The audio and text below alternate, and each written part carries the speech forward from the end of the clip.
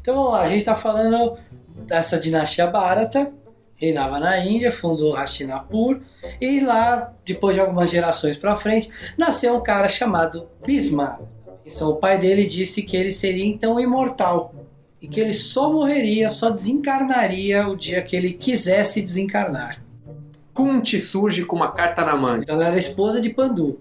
E a cada mantra que ela entoasse pensando nos deuses, ela teria um filho com esse deus. Isso. E assim completa os 5 Pandavas, que são filhos de Pandu. O Dhritarashtra assume o reino. E ele casou com Gandhara.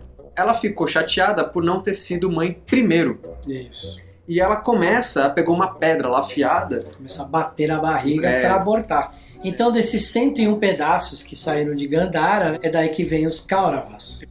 E aí os Pandavas começaram a se sobressair. E aí os Kauravas começaram a alimentar uma inveja pelos Pandavas. Exatamente. Bem, esse tempo que eles ficaram na floresta, fugindo dos Kauravas, né, para não serem assassinados, acho que a passagem mais importante é quando eles encontram o reino de Draupadi, que nesse momento estava apresentando a sua filha para a corte. A filha chamava Draupadi, por uma convenção deles, virando esposa dos 5. Chamaram de volta para o reino e viraram para o rei cego e falou assim: olha, os Pandavas estão aí, acho que faz sentido você dividir o reino entre os Pandavas e os Kauravas. E aí Arjuna ficou 12 anos na floresta. E Duryodhana vai alimentando essa inveja e junto com seu tio Shakuni bolam um plano. Isso. Eles vão desafiar Yudhishthira, que é o rei desse reino Pandava, e nesse desafio a ideia deles é fazer com que ele perca o reino. Só que para isso eles vão trapacear. Sim. Então durante o desafio as apostas vão aumentando. Isso. No final... E o Yudhishthira não era também um exímio jogador, mas o Shakuni, o tio do Duryodhana, tio por parte de mãe, ele sabia os esquemas. Sabia fazer maço no baralho. Isso.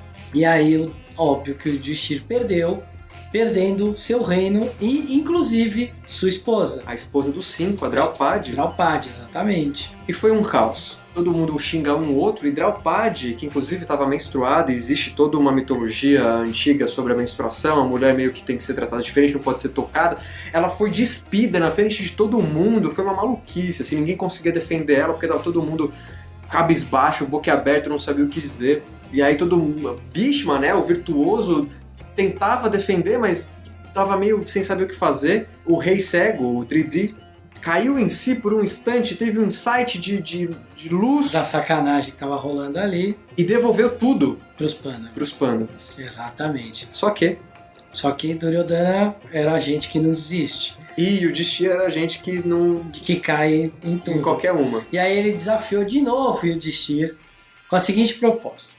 Quem perder ia passar 12 anos na floresta e no 13º ano teria que viver um ano esse 13º ano, teria que passar esse ano inteiro numa cidade morando nela sem ser reconhecido por ninguém. Exatamente. Só que é óbvio que de novo o Yudhishthira perdeu.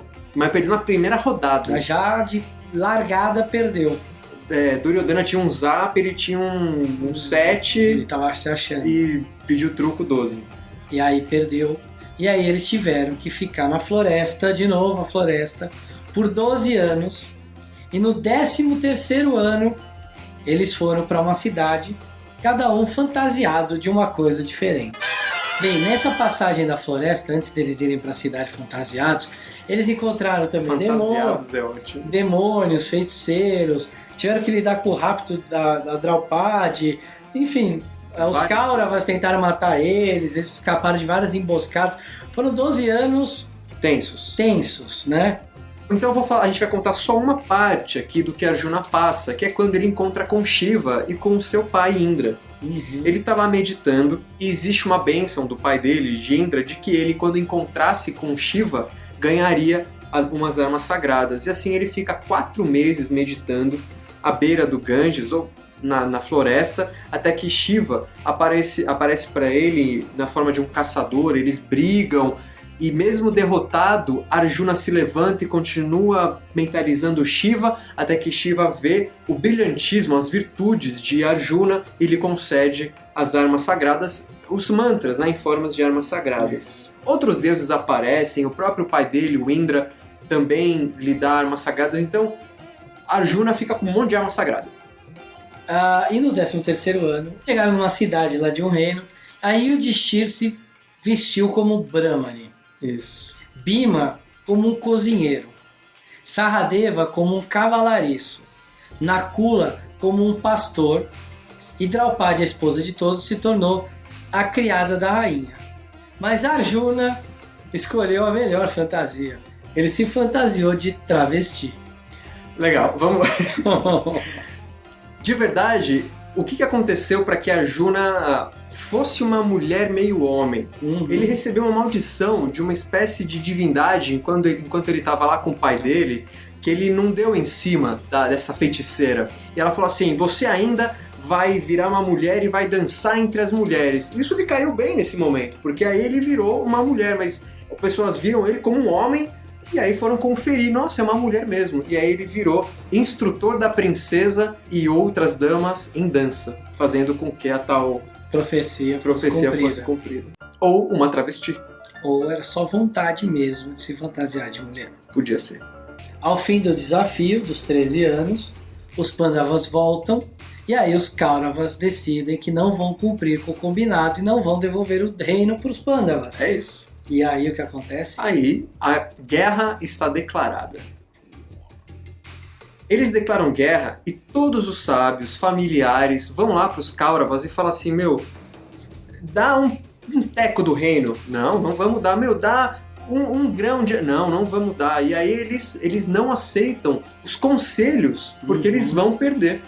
O conselho é esse. Imagina Bhishma, Vidur, todos os sábios, os mais antigos, pedindo, né, para que fosse... Drona, Vyasa. Os Kauravas não quiseram nem saber. Krishna foi lá em Hastinapur para falar para eles desistirem. E ele quase foi preso. Krishna.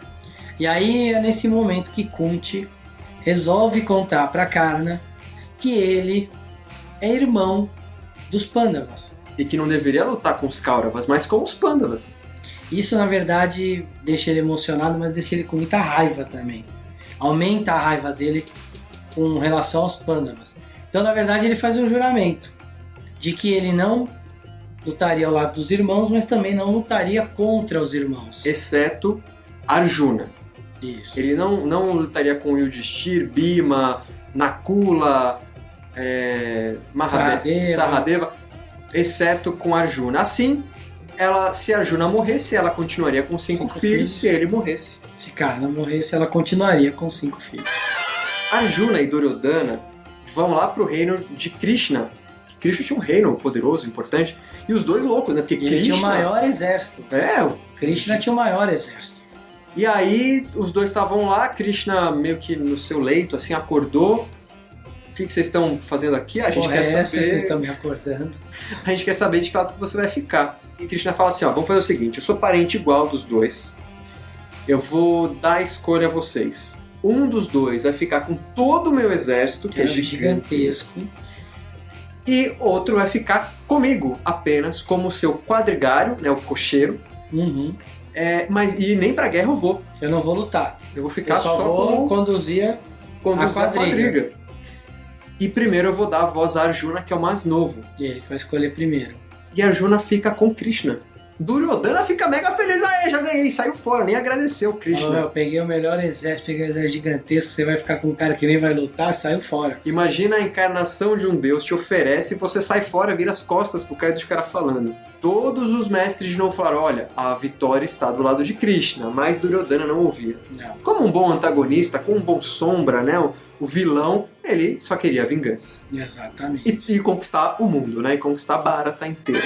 Bom, os sábios, como Bhishma, que era da família Vidur, que era um Brahmane, eles acabaram decidindo, E Drona também. E Drona também, que era mestre Dos guerreiros. Eles iam ficar do lado dos Kauravas, simplesmente porque era o reino onde eles moravam. Eles não queriam lutar contra os Pandavas, mas eles tinham a honra deles, o juramento pelo reino, então eles iam acabar lutando do lado de Hastinapur, que era o reino dos Kauravas, né? E do rei Dhritarashtra. Exatamente. de Drona amava Arjuna, era o seu preferido, mas estava de lados diferentes. Exatamente. E aí a batalha ia acontecer em Kurukshetra, na cidade de Kurukshetra, e quando os exércitos estavam ali formados, né, o Karna ainda chegou no último acordo com Bhishma, falou assim, olha, a gente tem igual poder, enquanto você estiver no campo de batalha eu não vou entrar, e vice-versa, os dois acertaram.